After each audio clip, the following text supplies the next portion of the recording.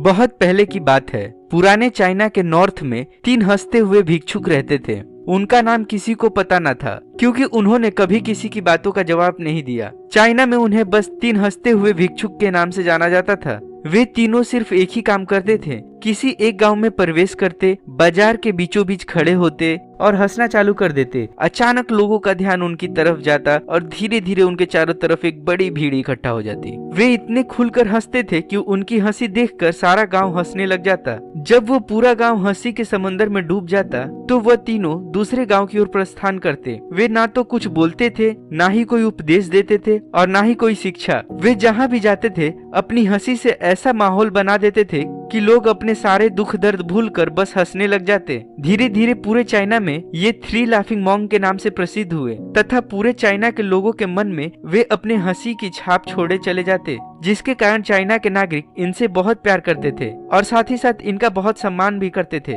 क्योंकि इससे पहले और उनके बाद कभी किसी ने इस तरह से प्रचार नहीं किया। उन लोगों का सिर्फ एक ही सोच था कि जीवन में केवल एक हंसी होनी चाहिए और कुछ नहीं। वे विशेष रूप से किसी पर भी नहीं हंसते थे, वे बस हंसते थे जैसे कि उन्होंने ब्राह्मणी मजाक को समझ लिया हो, जैसे कि उन्होंने ईश्वर के मजाक को समझ लिया हो। और उन्होंने बिना किसी शब्दों का उपयोग किए पूरे चाइना में इतना आनंद फैलाया जितना कि आज से पहले किसी ने ना फैलाया था। तीनों हंसते हुए भिक्षुक 3 लाफिंग मॉन्क पूरे चाइना में घूम घूम कर लोगों को हंसाते हुए समय के साथ साथ तीनों बूढ़े होते चले गए। और एक रात जब वो एक गाँव में ठहरे हुए थे, उन तीनों में से एक भिक्षुक की मौत हो गई। पूरा गांव स्तब्ध हो गया तथा वह यह उम्मीद करने लगे कि इस भिक्षुक की मृत्यु पर वे दोनों रोएंगे, जो कि देखने लायक होगा, क्योंकि उन्हें किसी ने रोते हुए कभी नहीं देखा था। जब सुबह हुई तो पूरा गांव इकट्ठा हुआ और जब गांव वालों ने उन्हें देखा तो वह सब सन्न रह गए। उन्होंने देखा कि वे दोनों तीसरे भिक्षुक की लाश के पास खड़े होकर जोर जोर से हंस रहे थे। वो ऐसे हंस रहे थे जैसे उन्होंने आज से पहले ऐसी हंसी कभी ना हंसी थी। गांव के कुछ बड़े बुजुर्गों ने उन्हें समझाने की कोशिश की कि यह आपका साथी था और इसकी मृत्यु पर आपको हंसना नहीं चाहिए। तब उस दिन पहली बार उन भिक्षुकों ने लोगों से बात की और कहा कि हम हंस रहे हैं क्योंकि यह आदमी जीत गया।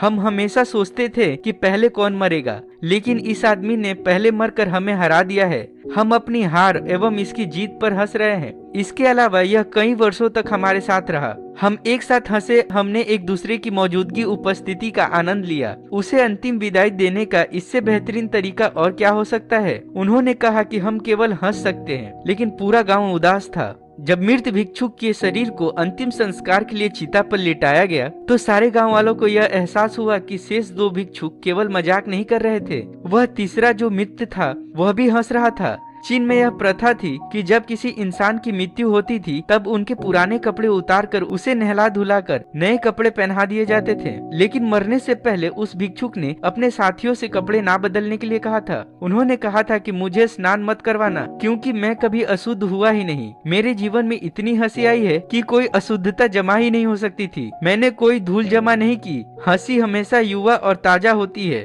इसलिए मुझे नहलाकर मेरे कपड़े मत बदलना। जब उस भिक्षुक के शरीर में आग लगाई गई तो गांव वालों को पता चला कि उस भिक्षुक ने मरने से पहले अपने कपड़ों में कुछ पुराने चीनी पटाखे छिपा कर रखे थे, जो आग लगने के बाद फटकर आसमान में रंग बिरंगे कलर में फैल गए। यह देखकर एक बार पूरा गांव जोर से हंसने लगा। तो इस तरह वह तीसरा भिक्षुक मरने के बाद भी सारे गांव वालों को हंसा गया। और यह देखकर बाकी के दोनों भिक्षुकों ने कहा, चालाक आदमी, तुम मर चुके हो, लेकिन तुमने हमें एक बार फिर हरा दिया। तुम्हारे द्वारा गांव वालों के चेहरे पर पैदा की गई यह हंसी आखिरी हंसी थी। तो दोस्तों, आज की इस वीडियो का हम एक प्यारी सी हंसी के साथ अंत करते हैं। आपको यह वीडियो कैसा लगा आप हमें कमेंट बॉक्स में जरूर बताएं तथा अपने दोस्तों के जीवन में खुशियां भरने के लिए इस वीडियो को शेयर करें और ऐसे ही अनसुनी किस्सों को जानने के लिए हमारे चैनल को सब्सक्राइब करें और बगल के बेल आइकन को प्रेस करना ना भूलें, ताकि हमारी कोई भी वीडियो आपसे मिस ना हो। धन्यवाद।